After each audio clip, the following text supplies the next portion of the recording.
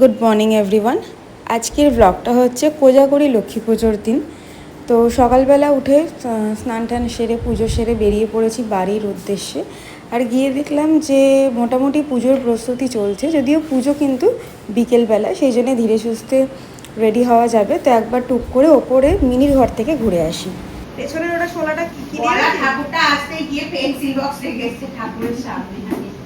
ও জানি যতক্ষণ ওখানে থাকবে।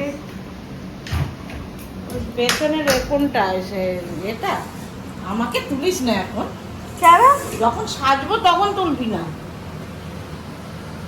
বড় বৌদি, এটা কিন্তু ঠিক হচ্ছে না লক্ষ্মী পুজোর দিন। তো বড় বৌদি তো তুই। এই রুটস এর পরে এই লোকটা জনগণ তো আমার দেখবে বল। এটাই তো আসল, এটাই তো বড় বৌদি লুক। এ বাবা বন্ধ করবি, বড় বৌদি লুক সেটা। আমি ফ্রিজে মুখ লাগালাম। তারপরে সব পুজো হয়ে গেলে তারপরে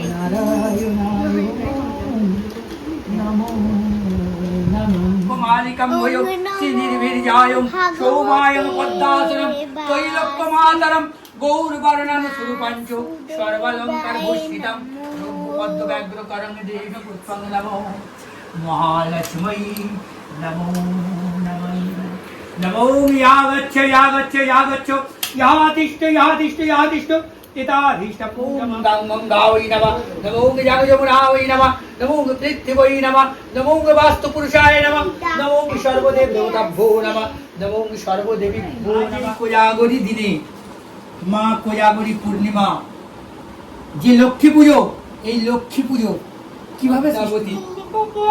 তো দিল্লিতে বসতি করতেন যদু শেঠ নামে এক ব্যক্তি। তার পত্নীর নাম অতি বিদ্য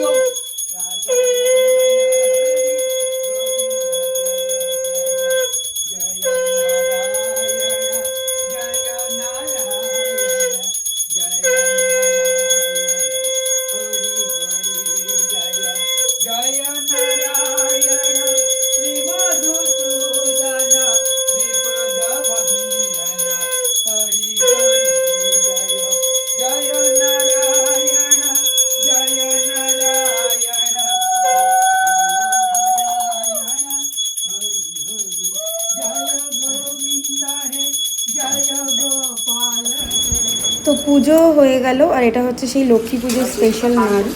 তো যাই হোক, এখানে হচ্ছে খিচুড়ি আর আলুর দম। যদিও আগের বার পুজোর সময় আমি করেছিলাম আলুর দম, মা করেছিল খিচুড়ি মনে হয়, বাট এবারে ব্যাপারটা উল্টে গেছে, আমি করছি খিচুড়ি, মা করছে আলুর দম। আর সব থেকে বেস্ট পার্ট হয় এই সন্ধেবেলায় গোটা বাড়িতে এই যে ধুনো দেওয়া আর এই যে স্মেলটা, এটা আমার সাথে আশা করি অনেকেই তোমরা একমত হবে। এটা কিন্তু একটা ভীষণ সুন্দর পজিটিভ ভাইব দেয়, আর যেটা আমার পার্সোনালি খুব পছন্দের। তো এরপরে হচ্ছে মানে নিজেদের একটু প্রসাদ খাওয়া, কিন্তু তার আগেও আমাদের ফ্ল্যাটে যারা আছে বা পাশে যারা থাকে নেবার, তাদের জন্য একটু প্রসাদ রেডি করব সবাই মিলে। আমি বাবাই দিকে সিন্নিটা মাখছিল, আর আমি আর মা ততক্ষণ এই খিচুড়ি আলুর দমের যেটুকুনি বাকি ছিল সবটা করে ফেললাম। আর সময় কিন্তু খুব বেশি হয়নি, জাস্ট 6টা বাজতে যায়। আর খিচুড়ি এখানে তোমরা দেখতেই পাচ্ছ যে সবার জন্য প্রসাদ এখানে ভাগ করা হচ্ছে। এখানে মা খিচুড়ি আলুর দম আর পায়েসটা করছিল, আর আমি এদিকে ফল প্রসাদ সিন্নি প্রসাদটা করেছিলাম। আর এখানে দেখাই আমার মায়ের সিংহাসন, যেটা নিত্য পুজো। আর এখানে লক্ষ্মী ঠাকুর আমাদের আগে মূর্তি এনে হতো, কিন্তু লাস্ট ইয়ার গৃহপ্রবেশে মা পিতলের লক্ষ্মী নারায়ণ স্থাপন করেছিল, তো সেইটাকেই পুজো করা হয়। কি এনেছো? যাই হোক, এখানে চলে এসছে আমার বিখ্যাত সেই মানুষ। তুমিও আমার পোশাকটা খাওয়ালে বাবালি। এটা কি এনেছিস রে? রেখে রাখানটা আমি পরে খাবো। বলেই এই দেখি জামাটা, দেখি হাতটা দিয়ে নে।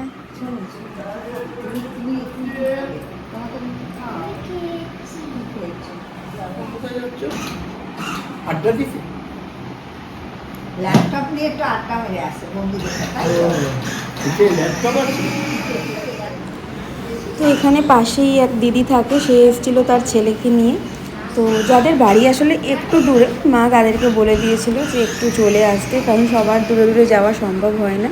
তো যাই হোক, ইভানও চলে এসেছিলো সন্ধেবেলা, আর সবাই মিলে এই কোজাগরি লক্ষ্মী পুজোর সন্ধেটা ভালোই কাটলো।